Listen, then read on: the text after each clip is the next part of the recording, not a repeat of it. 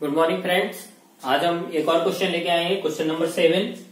ठीक है, ये क्वेश्चन क्या है? A simply supported beam laterally loading was found to deflect more than a specified value. ठीक है, which of following measure will be reduce the deflection.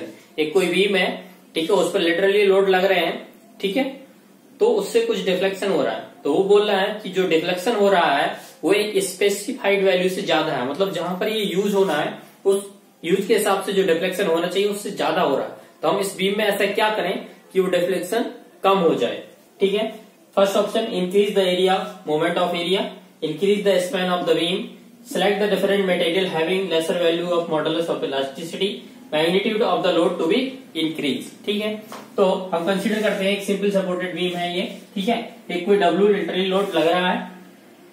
तो अगर आपको ये फॉर्मूला याद है इसका कि delta deflection is equal to W L Q divide by 48 EI, then आप ये क्वेश्चन डायरेक्ट कर सकते हैं। अगर जिसको ये याद नहीं है, ठीक है, तो ये बहुत बेसिक इक्वेशन है डिफ्लेक्शन का, 1/EI double integration of m dx, या इसको हम ऐसे भी लिखते हैं T2 y/dx square is equal to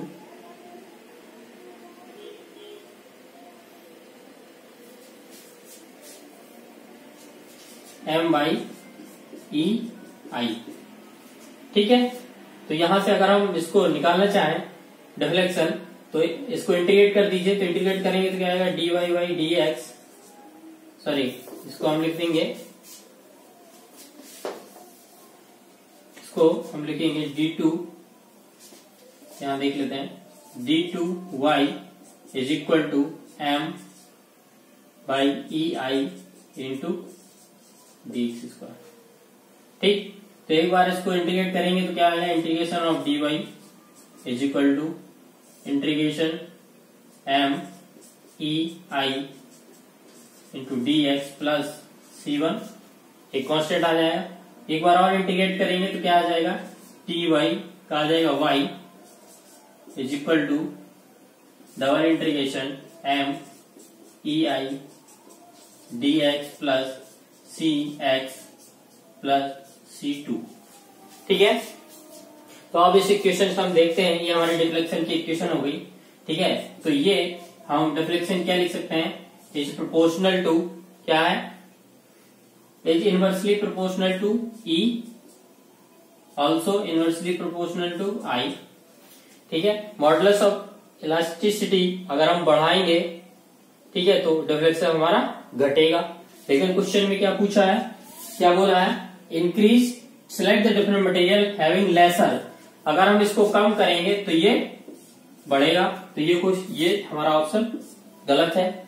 ठीक है, अब आई पर आते हैं। ठीक है, तो आई अगर हम कम करते हैं तो ये बढ़ेगा। ठीक है, एज आई हम इंक्रीज करते हैं तो वाई क्या होगा, घटेगा।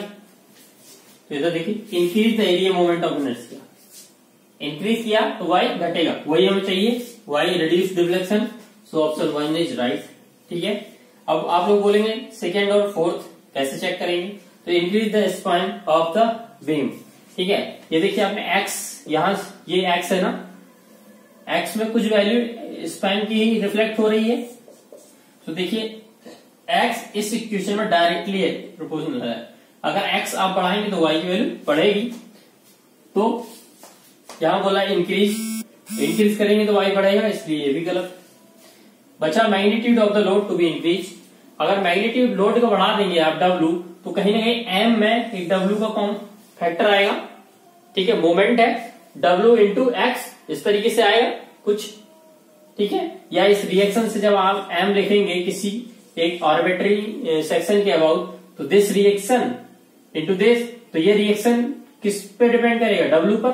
ठीक है, सो लोड पे डायरेक्टली प्रोपोर्शनल होगा वाई।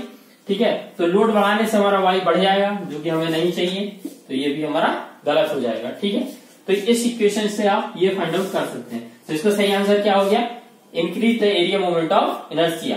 अगर आप एरिया मोमेंट ऑफ इनर्शिया उसको बढ़ा देंगे उस बीम का, तो आपका डिफ्लेक्शन कम हो जाएगा। ठीक है, और अगर आपको ये याद था सीधे सीधे, तो आप यहां से सीधे देख सकते थे कि आई को अगर हम बढ़ाएंगे तो ये हमारा कम हो जाएगा, ई को बढ़ाएंगे, ठीक है, तो ये कम होगा, लेकिन ई को इंक्रीज करने की बात कर रहा हूं, सॉरी, ई को रिड्यूस करने की बात कर रहा है, ठीक है, इसलिए ये गलत हो गया, ठीक है। डब्ल्यू को बढ़ाने की बात कर रहा है तो ये बढ़ेगा, तो भी गलत हो गया।